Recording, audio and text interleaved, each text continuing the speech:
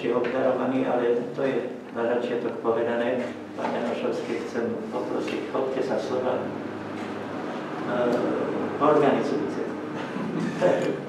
Ja len môžem sa pripojiť k privítaniu, k poďakovaniu možnosti teda stretnúť sa na pôde SPB a vidieť pri tom, že nový exponát je venovaný práve osobnosti doktora Gustáva Husáka. Ja by som zvlášť chcel poblahoželať pánu doktorovi Škrakovi, lebo asi všetci si uvedomujeme, že v dnešnej dobe nie je ľahké a jednoduché ani rozhodnutie, ani jeho realizácia. Ak sa to viaže k osobe doktora Gustáva Husáka. My v spoločnosti sme sa rozhodli všetci, že dozrel čas a že je tu miesto vrátiť sa k jeho životu, práci, odkazu aj ku Gustávovi Husákovi ako k symbolu. Ja si myslím, že neodmysliteľne Gustáv Husák patrí k Slovenskému národnému povstaniu. Aj keď si dovolím pripomenúť, že nie len k Slovenskému národnému povstaniu, ale aj k odkazu Slovenského národného povstania. Ja keď sme zakladali spoločnosť, tak som hovoril, že našou motiváciou je oceniť to, že Gustáv Husák sa zásadným spôsobom porovnateľným s úlohou Štúra v 19. storočí, v 20. storočí pričinil o to, že Slovensko spod slavených striech sa stalo rozvinutou, kultúrnou, priemyselnou, sebestačnou krajinou v mnohých oblastiach a najmä vyrástla generácia, ktorá sa nestráca v tej súčasnej Európe.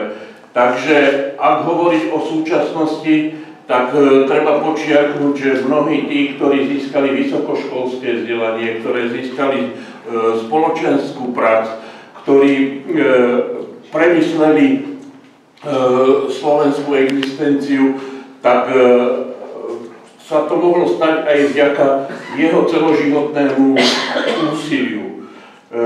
My sa snažíme zdôrazniť to, že áno, je to generačná záležitosť, Slovenské národné povstanie, budovanie Slovenska, jeho emancipácia, ale súčasne chceme počiarknúť aj jeho osobný prínos.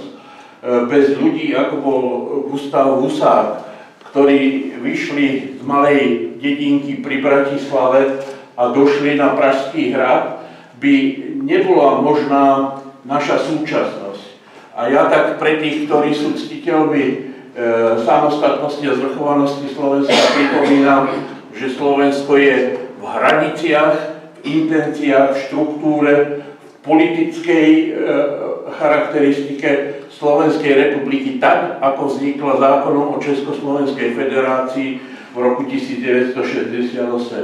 Takže v roku 1993 nevznikla Slovenská republika, ale zmenila svoj štatút a stala sa samostatným medzinárodne uznaným štátom.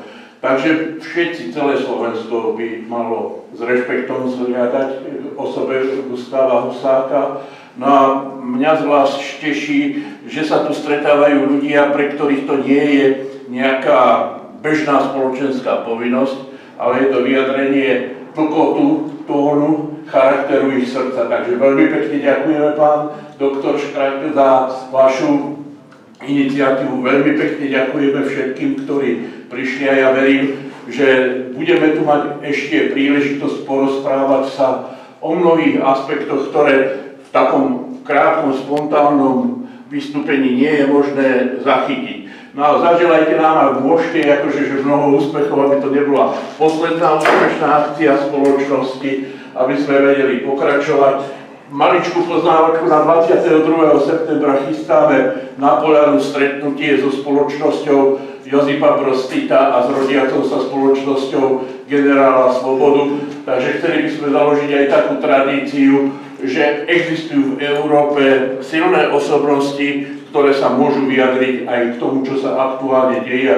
My by sme chceli byť toho účastníkmi, nositeľmi a podporovateľmi. Ďakujem ešte raz za slovo.